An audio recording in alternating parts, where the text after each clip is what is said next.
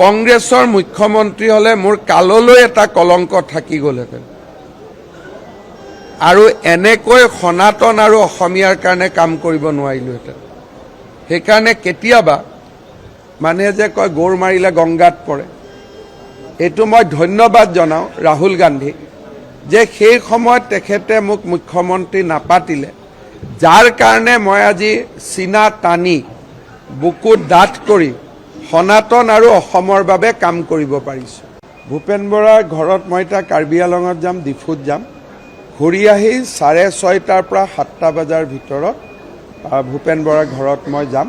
Already তেওঁৰ লগত মই টেলিফোনত কথাও পাতিছোঁ আৰু 6:30 পৰা 7 বজাৰ ভিতৰত এবাৰ মই যাম। এই কথা মই যেতিয়া কৈছিলোঁ তেতিয়া কি কোৱা হৈছিল যে এনেই কৈছিল। কংগ্ৰেছত যেতিয়া মল্লিকাৰ্জুন খাৰ্গে আহিছিলে 58জন বিধায়কে মোৰ কাৰণে কৈছিলে, বাকী বহুকেইজন জ্যেষ্ঠ নেতা নিউট্ৰেল আছিলে আৰু 12জনেহে মাত্ৰ কৈছিল মুখ্যমন্ত্ৰী হিমন্ত বিশ্ব শৰ্মা হ'ব নালাগে বা হৈ থকাজনে হওক। তেতিয়া ন্যায়টো দিয়া নহ'ল। ন্যায় নিদিয়াৰ কাৰণ পিছত যেতিয়া আমি গম পাওঁ, ইয়াতো সেই সময়ত ৰাহুল গান্ধী আমেৰিকাত আছিলে,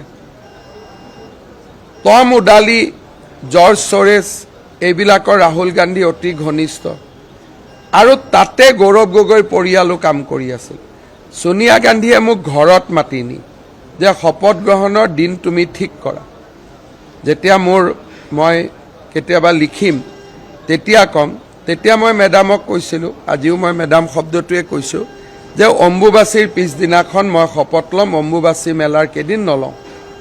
তাৰ পৰা কংগ্ৰেছত সিদ্ধান্ত ঘূৰিছিলে, কাৰণ আমেৰিকাৰ পৰা ৰাহুল গান্ধীয়ে ফোন কৰিছিলে। আৰু এইবিলাক হ'ল অসমৰ সাক্ষী বহুত আছে। যেতিয়াই কংগ্ৰেছৰ মিটিং হয় খাৰ্গে তেতিয়াই কয় যে হিমন্তৰ লগত তহঁতি যুঁজক, কিন্তু হিমন্তৰ লগতহে MLA-বোৰ আছিল। প্ৰত্যেক কংগ্ৰেছৰ মানুহে যেতিয়া মোৰ বদনাম গায় তেতিয়া খাৰ্গে প্ৰথম এইটো কয় যে গোটেইটো MLA-বিলাক তেওঁৰ লগতহে আছিলে। এইবিলাক হ'ল সত্য, কিন্তু সেই সময়ত যে নহ'ল এইটো মা কামাখ্যা আৰু শংকৰদেৱৰ আশীৰ্বাদ আছিলে। কংগ্ৰেছৰ মুখ্যমন্ত্ৰী হলে মোৰ কাললৈ এটা কলংক থাকি গ'লহেঁতেন আৰু এনেকৈ সনাতন আৰু অসমীয়াৰ কাৰণে কাম কৰিব নোৱাৰিলোহেঁতেন। সেইকাৰণে কেতিয়াবা মানুহে যে কয় গৌৰ মাৰিলে গংগাত পৰে, এইটো মই ধন্যবাদ জনাওঁ ৰাহুল গান্ধীক যে সেই সময়ত তেখেতে মোক মুখ্যমন্ত্ৰী নাপাতিলে, যাৰ কাৰণে মই আজি চিনা টানি বুকুত ডাঠ কৰি সনাতন আৰু অসমৰ বাবে কাম কৰিব পাৰিছোঁ। তেতিয়া অলপ ৰিগ্ৰেট দুখ থাকিব পাৰে, কিন্তু আজি মই ভাবোঁ যে ভগৱানে মানুহক সঠিক ৰাস্তাত লৈ যায়।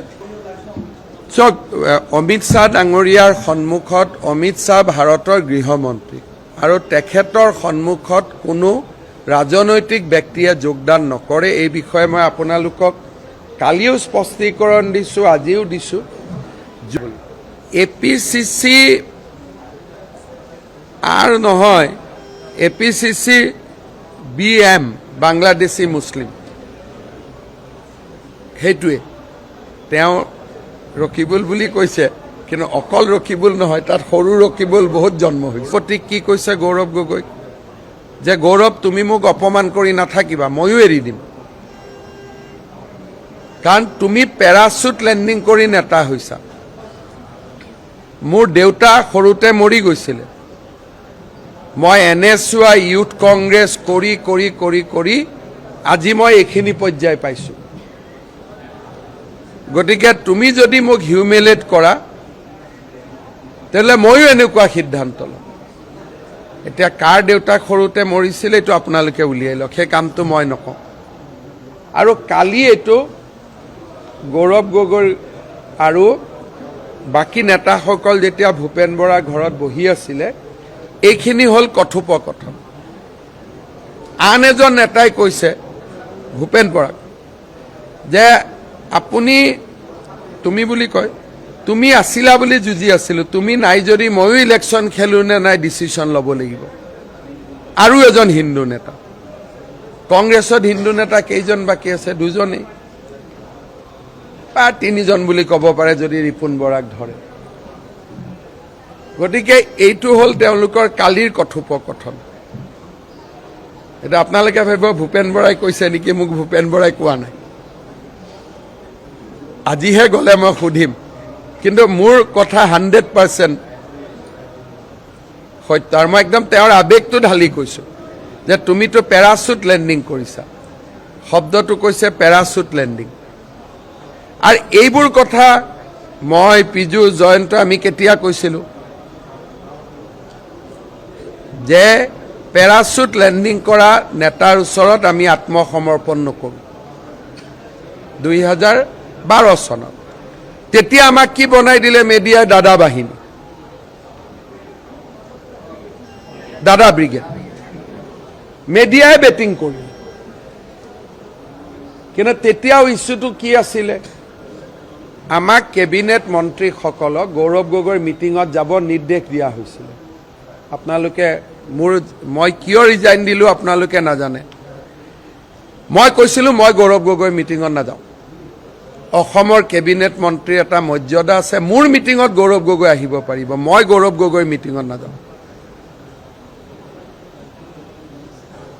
মই মুখত তৰুণ গগৈক কৈছিলোঁ যে ছাৰ মই এইটো কাম কৰিব নোৱাৰোঁ, আপোনাৰ মিটিঙত যিমান যাব লাগে দিনে ৰাতিয়ে কাম কৰিম, কিন্তু আপোনাৰ ল'ৰাৰ মিটিঙত মই নাযাওঁ, কাৰণ মই সাংবিধানিক পদত আছোঁ।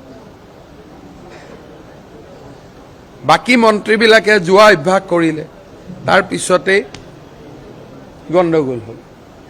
সেইকাৰণে কেতিয়াবা যেতিয়া মই কম, মই এইকাৰণেই নকওঁ, তেতিয়া মানুহে ভাবিব যে কংগ্ৰেছ এৰি ইয়াৰ মনটো বেয়া লাগি আছে নেকি। কিন্তু ভগৱানে মোক বহুত দি দিলে কাৰণে এই কথাবিলাক মই মনত নেপেলাওঁ।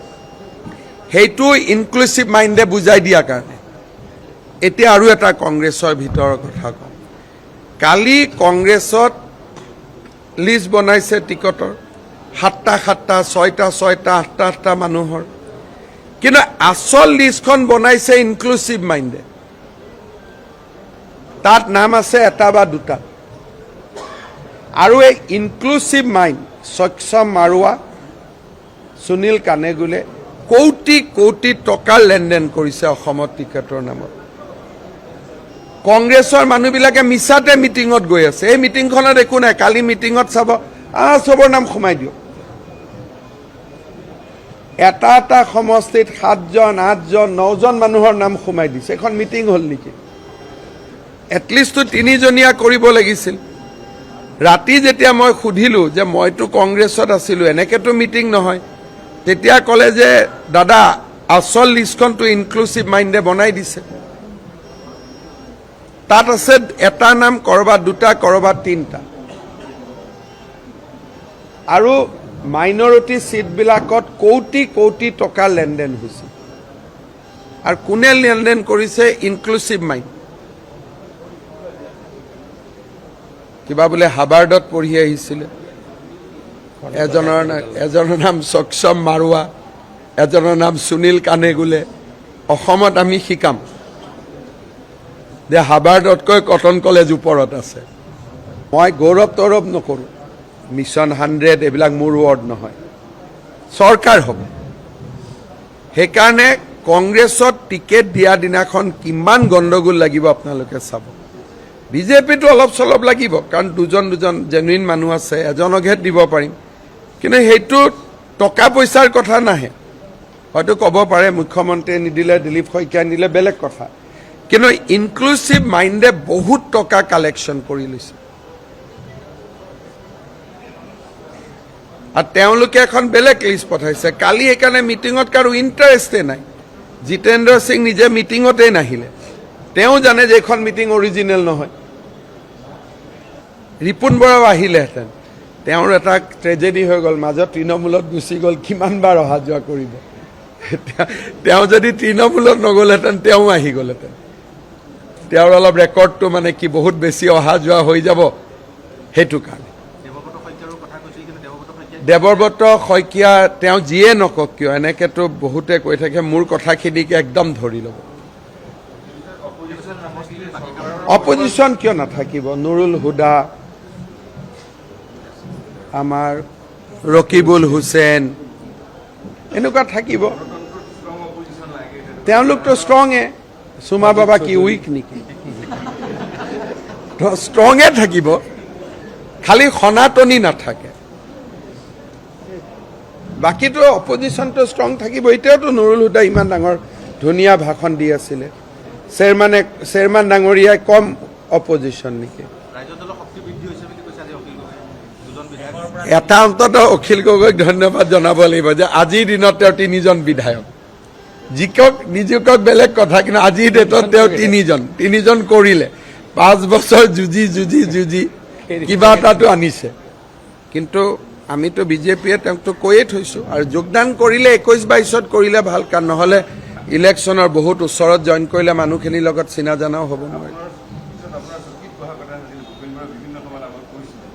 চাওক ভূপেন বৰাই ৰাজনীতি বহুত দিন কৰিছে তেওঁতো কংগ্ৰেছক বচাবৰ কাৰণে জেনুইন চেষ্টা এটা দিছিলে এইটো উপলুঙা কৰা কথা নহয় UDFৰ লগত তেওঁ যে কংগ্ৰেছক পুৰা বিচ্ছিন্ন কৰি দিলে তাৰ ফলত হ'ল কি UDFৰ যিখিনি সিট আছিলে সেই সিটকেইটা কংগ্ৰেছলৈকে কনভাৰ্ট হ'ল আজি যে মই কওঁ 22টা সিট কংগ্ৰেছে পাব পৰা অৱস্থাত আছে যদি UDF আৰু কংগ্ৰেছৰ এলায়েন্স থাকিলেহেঁতেন 11টা হ'লহেঁতেন গতিকে ভূপেন বৰাই এটা বল্ড ডিচিশ্যন লৈছিলে যে UDFক কংগ্ৰেছৰ পৰা উলিয়াই দিয়া কিন্তু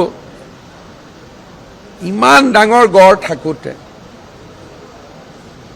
বাকীবিলাকতো সম্ভৱ নহয় গতিকে তেওঁ এটা পৰ্যায়লৈকে গৈছিলে ভাল ষ্টেণ্ড লৈছিলে কিন্তু বাকী ক'ৰ পৰা ল'ব আৰু বাকীটোতো নোৱাৰে তেওঁ হাত দাঙি দিব লাগে কংগ্ৰেছৰ ইক'চিষ্টেমটোত সেইটো ফাইট কৰা বহুত টান